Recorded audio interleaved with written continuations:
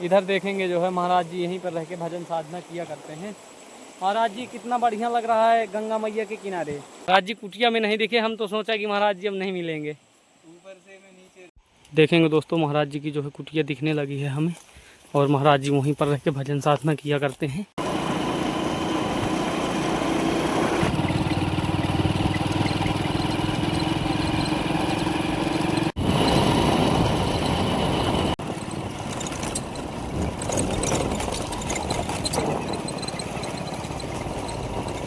दोस्तों सीताराम, आशा करते हैं आप सब लोग बहुत अच्छे होंगे। मैं सुनील यादव आपके अपने चैनल संत सत्संग में सभी का स्वागत करता हूं। तो दोस्तों आज हम चित्रकूट के वह पावन स्थान पर आ चुके हैं जहां पर ऋषि मुनि साधु संत अपनी तपस्या भजन साधना किया करते हैं।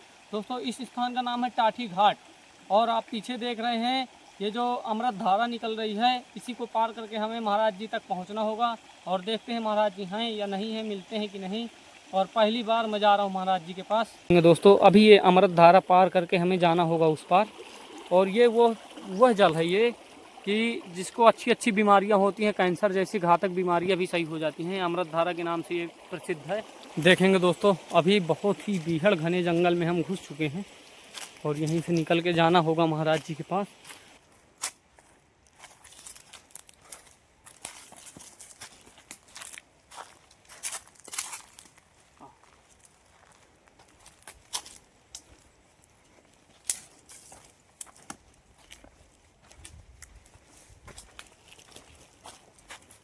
देखेंगे दोस्तों कितना भयंकर चारों तरफ से जंगल आप देख पाएंगे, और जो है ये रास्ता जा रही है, इसी रास्ता के माध्यम से हम जाते हैं।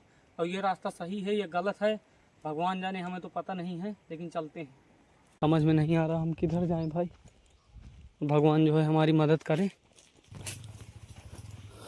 देखेंगे दोस्तों माँ पैसुनी की जो है कल कल की आवाज़ निकल रही है, बहुत ही सुंदर धारा देख रहे हैं। ये अमृत धारा निकला हुआ है, यहाँ से गया है। और तो दोस्तों ये रही महाराज जी की कुटिया, और इधर महाराज जी नहीं हैं, हम दूसरी तरफ चलते हैं।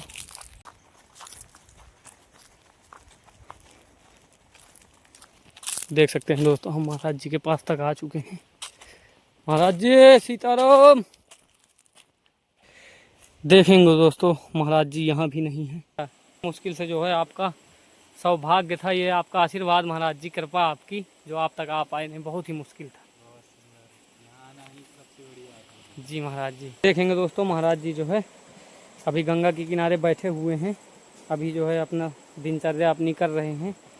फैला दिया बंदरों ने मेरा बहुत 20,000 का नुकसान कर दिया। अच्छा महाराज, त्रिपाल फाड़ गए, मेरे बड़े बड़े ग्रंथ फाड़ दिए। अरे महाराज जी, पुस्तक एक से एक महंगी, और उनसे बनाई कितना भी सावधानी से रहते हैं, हाँ हाँ, फिर भी वो नुकसान कर जाते हैं। अभी देखा ना महाराज जी, पूरी जो है तिरपाल पन्नी फट गई है, और नमक भी फैला दिया है चारों तरफ। इसी प्रकार से उनका आतंक सुचारू रूप से जारी रहता है। अच्छा, तो महाराज जी बंदर फिर बहुत परेशान करते हैं आपको। बंदरों का ही सबसे बड़ा आतंक है, और बाकी तो माँ मंदाकिनी जी हैं, तो अपना से बक्सा ये दिलावाई करके मेरी थोड़ी बहुत पूजा सामग्री इसमें व्यवस्थित रहती है। अच्छा, नहीं तो मैं 24 घंटे कभी ये चीज़ लेके भगा, उसको छुड़ाने गया, जब तक दूसरी चीज़ लेके चली गई। अच्छा, तो महाराज जी अब नीचे नीचे कैसा लग रहा है इधर? नीचे मुझे बहुत आनंद आता है।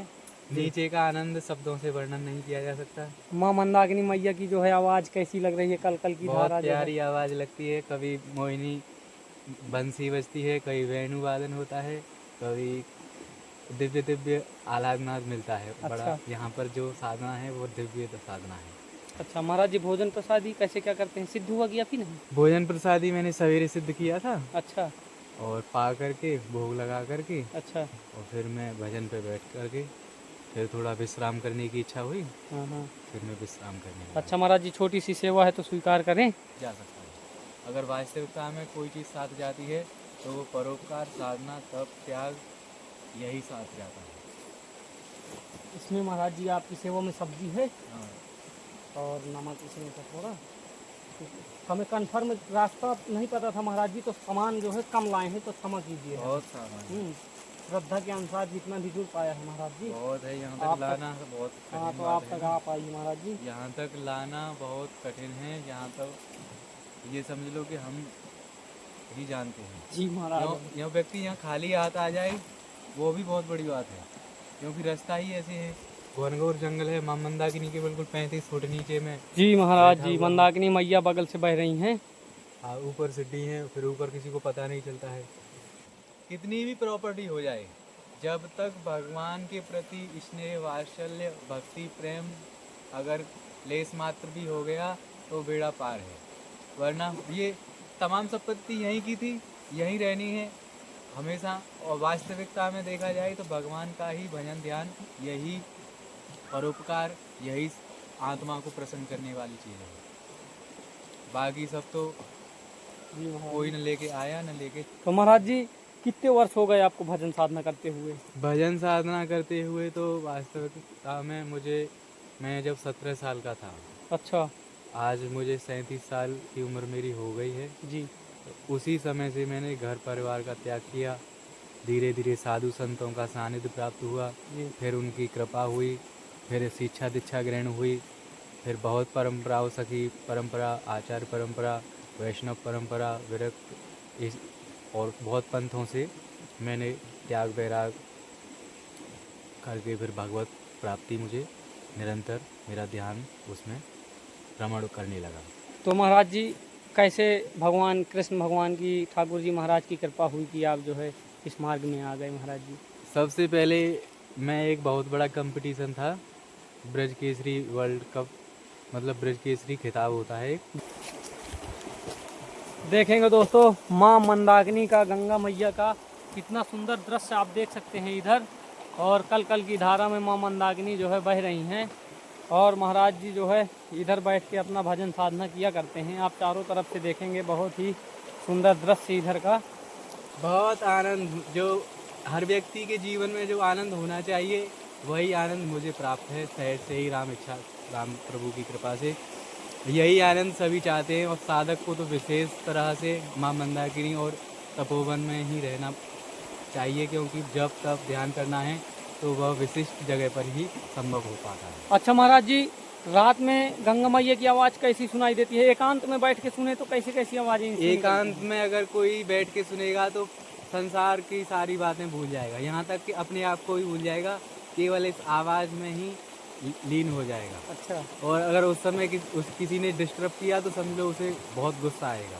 अच्छा। इतनी प्यारी आवाज़ है कि इसका शब्द से मैं बयान नहीं कर सकता। जी है। तो महाराज जी यहीं पे रात में जो है लेटते हैं आप, यहीं सोते हैं, यहीं खाते बनाते हैं? यहीं मेरा सब कुछ, हर क्रिया प्रणाली जो भी है भजन साधना से लेकर के नित्य नियम तक यहीं होता है। अच्छा चलिए ठीक है, इतना तो बहुत है। उस ब्रज केसरी के खिताब में मैं एक पॉइंट से मैं हार गया था। अच्छा। तो मुझे जैसे मैंने पार्टिसिपेट में मुझे श्री कृष्ण भगवान की एक मूर्ति मिली। जी। तो मैंने उस मूर्ति के प्रति अपना भाव प्रकट किया। मैंने कहा अगर मेरे जीवन में और मेरे इतना मैंने परिश्रम किया, इतनी मेहनत की, और मैंने अवार्ड की जगह मुझे भगवान की तस्वीर प्राप्त हुई। कुश्ती तो मैंने अवार्ड के लिए, ताकत तो मैंने अवार्ड के लिए किया था, लेकिन मुझे भगवान श्री कृष्ण, राधा कृष्ण की मूर्ति मिली। तो मैंने कहा अब इन्हीं की जब सेवा करूँगा, सब चीज़ एक तरफ, भगवान को ही अपनाऊँगा। अब इनके लिए मैंने फिर उस समय से मैंने संन्यास लेकर के, अपना सब कुछ छोड़ करके, भगवत परायण होकर के, उनको समर्पण भाव से फिर मैं जब तब भगवान का हमेशा निरंतर पूजा पाठ सेवा में लगा ही रहा हूँ। तो महाराज जी रात में जो है उज्जैले के लिए आपके लिए बहुत परेशानी उठाना पड़ता है? उजेले के लिए मेरे पास केवल टॉर्च और दीपक प्रज्वलित होता है, वो भी 2-4 घंटे में। मैं जैसे ही विश्राम की स्थिति में जाता हूँ तो दीपक अपने आप, क्योंकि दीपक हैं छोटे छोटे प्याले हैं, उन्हीं में लगा देता हूँ। तो महाराज जी आपके पास जो है एक सौर ऊर्जा की जो है प्लेट और एक बैटरी का इंतजाम हो जाए तो बढ़िया रहेगा महाराज जी। हाँ, एक सोल, और उसको सेट भी करना होगा, क्योंकि मुझ पे। वो तो सेट तो कर देंगे महाराज जी हम। हाँ, लेकिन देखते हैं अगर कोई भक्त जो है सेवा पहुंचा देगा महाराज जी के पास एक सौर ऊर्जा की प्लेट और छोटी सी बैटरी, तो महाराज जी ज़्यादा सही रहेगा उज्जैले में, आपको ज़्यादा सही रहेगा। एक पेड़ पर लगा देंगे जी, और जैसे धूप आया करेगी तो प्लेट रख दिया करेगी। जी जी महाराज। देखते हैं अगर कोई भक्त जो है कृपा करता है तो ठीक है, नहीं तो फिर अपने हिसाब से सोचेंगे, कुछ लाएंगे। सौर ऊर्जा की जो है टार्च आती है ना महाराज जी, अगर हाँ वो- टॉर्च भी आती है चार्जिंग तो वाली, फिर देखते वो हैं सबसे अच्छी है। जी, उसकी व्यवस्था करेंगे हम खुद से महाराज जी, अगर नहीं आ रहा। अच्छा, तो महाराज जी जंगल में खाने के लिए तो बहुत दिक्कत होगी महाराज जी। खाने के लिए दिक्कत है, जब कुछ नहीं होता है तो फिर मैं फूल पत्ती पुष्प आती पाती और इन पेड़ों की वृक्षों की जो भी है इनके कोमल कोमल, इसको सबको मैं बांट करके जी। और कभी कभी ऐसे ही चबा लेता हूँ। तो अच्छा। ये भी चीज़ है, वनस्पति है, इनकी भी ऊर्जा और उदर पूर्ति हो जाती है, कोई मतलब साइड इफ़ेक्ट होता नहीं है। भजन करना है, वर्कआउट कुछ करना नहीं है, आराम से अपना खा लो और फिर भजन में लग जाओ, जी। समय व्यतीत हो जाता है। तो महाराज जी रात में जो है, रात में कोई जानवर आता है आपके पास? रात में जानवर आते हैं, मुझे स्पष्ट नहीं देख पाता हूँ कि ये कौन जानवर है, लेकिन वो जानवर बड़े भयानक होते हैं। एक से एक जानवर है, समझ में पड़ते नहीं हैं, आवाज़ें करते हैं, नदी का जल पीते हैं, भी डरते हैं हमसे और हम उनसे डरते हैं। हम अपने भजन ध्यान में मग्न रहते हैं, पानी पिएंगे, कभी कभी इस पार आ जाएंगे तो मुझे देखते हैं एक आध 10-5 सेकंड, फिर अच्छा। देख करके फिर वो अपने जंगल में ही प्रवेश कर जाते हैं। गंगा मैया है, इन्हीं का सबसे बड़ा साधु संतों के ऊपर एवं समस्त जगत की पालनहार ब्रह्माणी माँ मंदाकिनी। गृहस्थी में अपना भजन कैसे बढ़ाएं महाराज जी? गृहस्थी में भजन बढ़ाने के लिए सबसे पहले भगवान से कहो कि हमने सबसे पहले हमसे कोई अपराध ना हो जी। और परोपकार की अपने अंदर भावना लाओ, जी महाराज। क्योंकि भजन गृहस्थ आश्रम परोपकार ज़्यादा कर सकता है। साधु संत तो गृहस्थों के लिए भजन कर रहे हैं, लेकिन उनमें जब तक परोपकार की भावना और समर्पण और कर्तापन का अभिमान रहेगा तब तक उनको कुछ समझ में नहीं आएगा। जब वो भगवत परायण होकर के भगवान के श्री चरणों में अपना सब कुछ अर्पण कर देंगे, अपना कोई कुछ नहीं समझेंगे, फिर भगवान उन पर कृपा करेंगे। अब उस पार बनाने लगा हूँ। अच्छा, गंगा मैया के उस पार? उस पार में लकड़ी पड़ी है जी। तो ज़्यादा थोड़ा वहाँ पर स्पेस भी है, हाँ। समतल ज़मीन है, तो मैं वहीं से लकड़ी उठाता हूँ। वहीं पर चूल्हा बना रखा है, वहीं पर आराम से बना पा करके, और मेरा आसन यहाँ पे है। आसन बरसात में मुझे ऊपर जाना होगा या फिर वृंदावन। अच्छा। और या फिर किसी पहाड़ पर कुटी बनवाऊंगा। माँ मंदाकिनी की विशेष कृपा मेरे ऊपर है, क्योंकि 24 घंटे यहीं पर रहता हूँ। अच्छा, 24 घंटा रहते हैं महाराज जी? रात में भी यहीं सोते? रात दिन यहीं पर, भले ही मुझे कई बार कोई जानवर सूंघ गया, मेरे ऊपर पेट से निकल गया, फिर मैंने फोल्डिंग मच्छरदानी लगा करके सोने लगा, पर मैंने माँ मंदाकिनी का वो नहीं छोड़ा साथ। मैंने कहा मंदाकिनी के ही आश्रय, मंदाकिनी माँ का ही मुझे सबसे बड़ा सहारा है। दोस्तों सीताराम। दोस्तों आशा करते हैं ये वीडियो आपको बहुत अच्छा लगा होगा। अगर वीडियो अच्छा लगा है तो कमेंट ज़रूर करें, और चैनल पर नए हैं तो चैनल सब्सक्राइब करें, ताकि ऐसी ही जगह, स्थान और साधु संतों के दर्शन आपको करने के लिए मिलते रहें। जय सीताराम, जय कामतानाथ की।